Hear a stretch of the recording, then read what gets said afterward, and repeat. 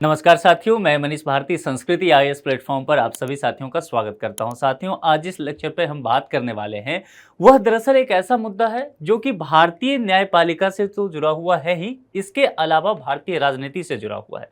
और लोकसभा चुनाव अभी चल रहा है, तो लोकसभा चुनाव को ध्यान में रखते हुए यह मुद्दा आपको देखना है। यानी कि आप कह सकते हैं कि इंडियन पॉलिटिक्स का पूरी तरह से व्यवहारिक पक्ष आज आपको समझने का मौका मिलेगा। दिल्ली हाईकोर्ट का एक फैसला आया है एक याचिका को लेकर के। क्या है देखिए, जेल में बंद नेताओं को चुनाव प्रचार की अनुमति नहीं। दिल्ली हाईकोर्ट ने यह बात कहा है। अब ये बात जो है कहां से आया चर्चा में, ये समझिए।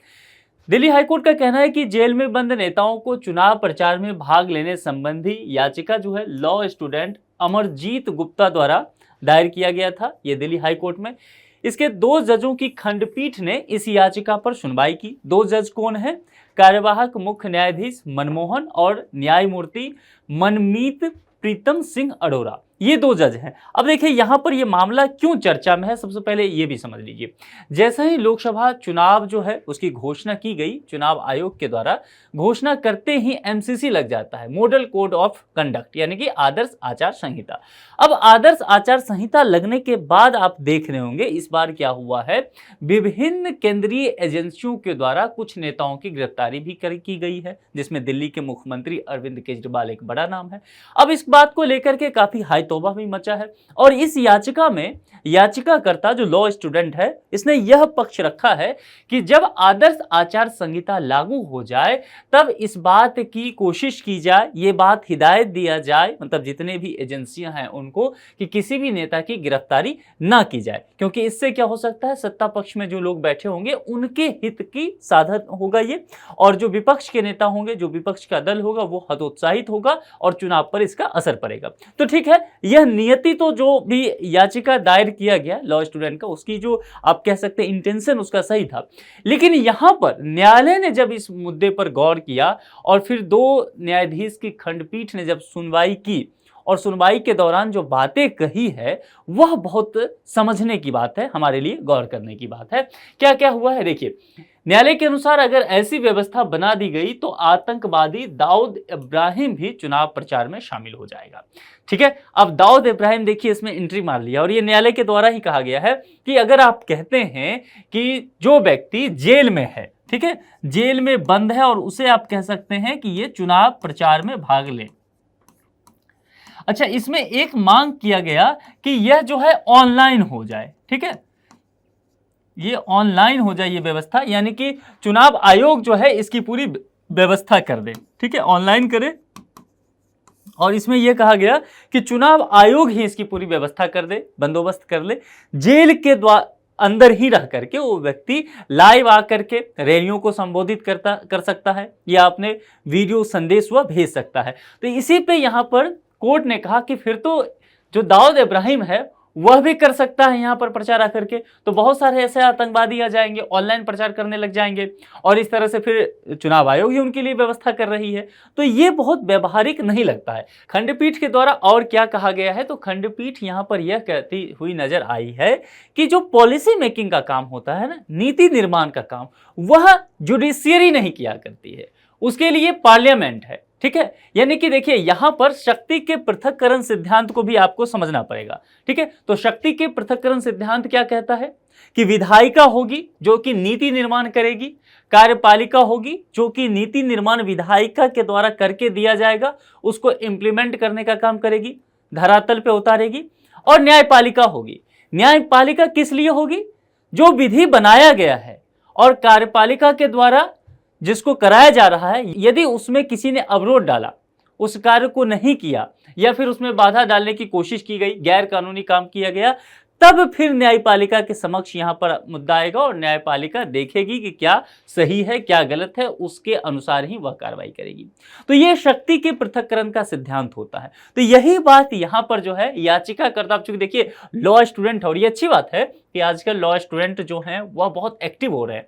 बहुत सारे ऐसे मामले आते हैं कि जब पीआईएल जाता है कोर्ट में और पीआईएल बहुत अच्छा नहीं होता है या लगता है कि इस पीआईएल का उद्देश्य सिर्फ न्यायालय में एक तरह से आप समझ सकते हैं कि सनसनीखेज मामले पहुंचाना हो या पॉपुलैरिटी हासिल करना हो, तो अदालत जो है फाइन भी लगा देती है। लेकिन यहाँ पर चूंकि लॉ स्टूडेंट रहता है तो न्यायाधीश दोनों जो है काफ़ी अच्छे से इस बात पर विचार करते हैं और जिस स्टूडेंट ने ये पीआईएल दायर किया था उसको बहुत अच्छे से समझाते हैं दोनों चीज़। ऐसे मानो चल रहा हो कि कोर्ट रूम में आप समझ सकते हैं कि जैसे क्लासरूम चल रहा हो, उस स्टूडेंट को जो पीआईएल दायर किया उसको बहुत अच्छे से समझाया जाता है न्यायाधीशों के द्वारा कि देखिए क्या अंतर है उसमें। और इसके तहत उन्होंने क्या किया, शक्ति के पृथक्करण का सिद्धांत भी समझाया। जरा इसके पक्ष को समझ लीजिए। लॉ स्टूडेंट ने जब ये पीआईएल डाला तो इसने क्या क्या कहा। इसने कहा कि देखिए याचिका में कहा गया गिरफ्तार राजनीतिक नेताओं को वीडियो कॉन्फ्रेंसिंग के माध्यम से चुनाव प्रचार करने की अनुमति दे दी जाए, जैसा कि मैंने पहले भी कहा था। दूसरा,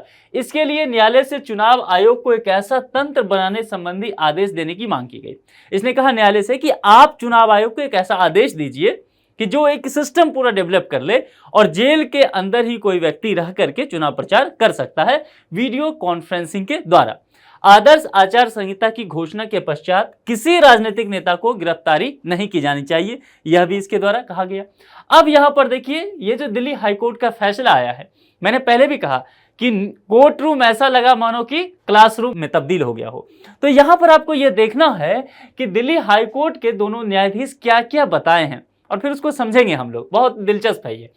पीठ के अनुसार याचिका को खारिज करते हुए कहा कि हम किसी ऐसे व्यक्ति को चुनाव प्रचार की अनुमति नहीं दे सकते हैं जो कि जेल में है, हिरासत में है। तो याचिका तो खारिज हो ही गया और साथ ही कह दिया गया कि अनुमति नहीं दे सकते हैं, यानी कि जेल के अंदर से कोई व्यक्ति अगर है तो चुनाव प्रचार नहीं कर सकता है। अब समझिए, ऐसी अनुमति से सभी अपराधी चुनाव से पहले राजनीतिक दल बनाना शुरू कर देंगे या फिर राजनीतिक दलों में शामिल हो जाएंगे। देखिए कितना व्यवहारिक पक्ष यहाँ पर न्यायाधीश महोदय ने कहा है कि अगर इस तरह की स्थिति हो जाती है तो जितने भी क्रिमिनल लोग हैं जिन पर मामला चल रहा है वो चुनाव से ठीक पहले राजनीतिक दल बनाएंगे या फिर किसी और राजनीतिक दल में शामिल हो जाएंगे ताकि उनकी गिरफ्तारी ना हो सके, या फिर वो अगर जेल में जाते भी हैं तो वहां से वो प्रचार प्रसार कर सके। तो ये एक अलग तरह का माहौल हो जाएगा, अराजकता यहां पर शुरू हो जाएगी। पीठ के अनुसार ये याचिका कानून के बुनियादी सिद्धांतों के विरुद्ध है। कानून का बुनियादी सिद्धांत कहता है कि यदि आप क्राइम किए हैं तो आप पर कार्रवाई की जाएगी, जो भी उचित प्रक्रिया है उसके अनुसार।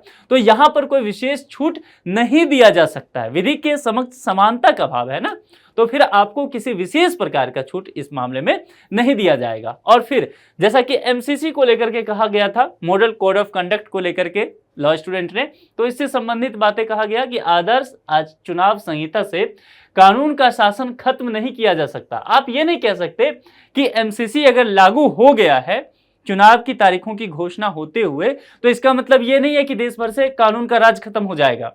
इसका मतलब ये नहीं कि अराजकता आप कर सकते हैं, या इसका मतलब ये नहीं है कि जो लोग गलत काम किए हैं, जो आप कह सकते हैं कि कैदी हैं, तो उनको कुछ विशेष अधिकार दे दिया जाए। तो इस तरह की स्थिति नहीं की जा सकती। चाहे कोई चुनावी उम्मीदवार किसी तरह का अपराध करता है तो उसे गिरफ्तार करना कानून का काम है।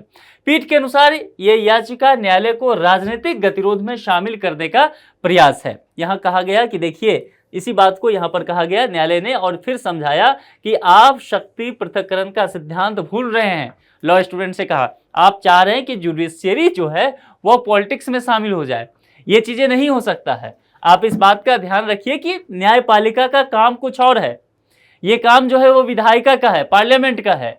तो अगर ऐसा कुछ कराना ही है तो आपको पार्लियामेंट के पास जाना पड़ेगा। न्यायपालिका इसको लेकर के कोई आदेश सरकार को नहीं देने वाली है। न्यायालय का काम नीतिगत फैसले लेना नहीं, ये काम संसद का है, यही बात कहा जा रहा है। और बहुत अच्छे ढंग से समझाया गया। क्योंकि मैंने पहले भी कहा कि लॉ स्टूडेंट है तो यहां से एक नज़ीर पेश हुआ इस फैसले को लेकर के कि बहुत अच्छे तरह से कई बार क्या होता है कि पीआईएल आता है ना तो जजेस बहुत नाराज हो जाते हैं अगर मुद्दा थोड़ा सा हल्का किस्म का रहा तो, लेकिन इस मुद्दे पर बहुत अच्छे से चीज़ों को क्लियर करते हुए जज महोदय ने यहाँ पर समझा दिया। आदर्श आचार संहिता की चर्चा किया गया, क्योंकि याचिकाकर्ता ने इस बात की चर्चा की थी, मामला घूम फिर करके यही आया था कि आदर्श आचार संहिता लागू हो गया है तो अब गिरफ्तार नहीं कराइए लोगों को। ठीक है, जैसा कि इस बार लोकसभा चुनाव की घोषणा होते हुए देखा गया। अब आदर्श आचार संहिता होता क्या है इसे समझ लीजिए।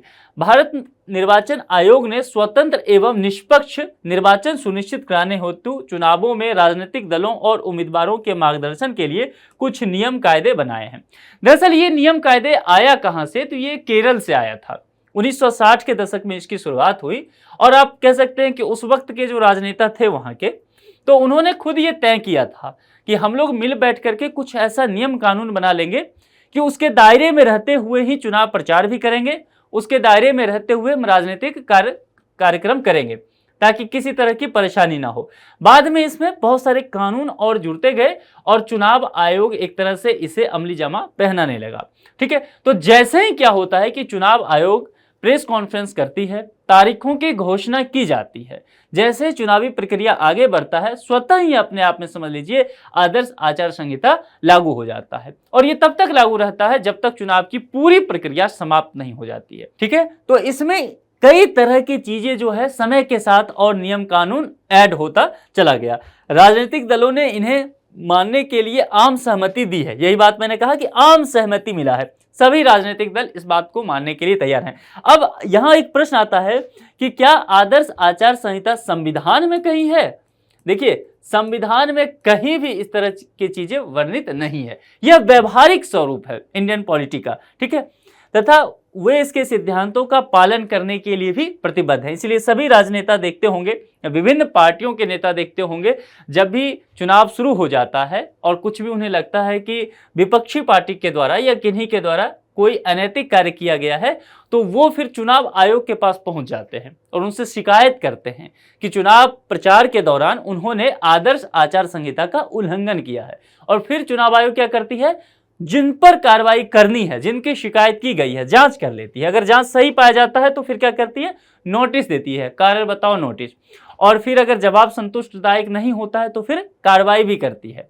उसमें यह भी कर सकती है कि 24 घंटे के लिए प्रचार आप नहीं कर सकते हैं, 48 घंटे के लिए प्रचार नहीं कर सकते हैं, या फिर कई बार उम्मीदवारी भी जो है वह रद्द कर दी जाती है। कई बार यह भी देखा जाता है कि आपको कारावास की सजा तक हो सकती है। तो ये सब चीजें इसमें है। चलिए, अब इस पर एक प्रश्न है प्रीलिम्स के स्तर का।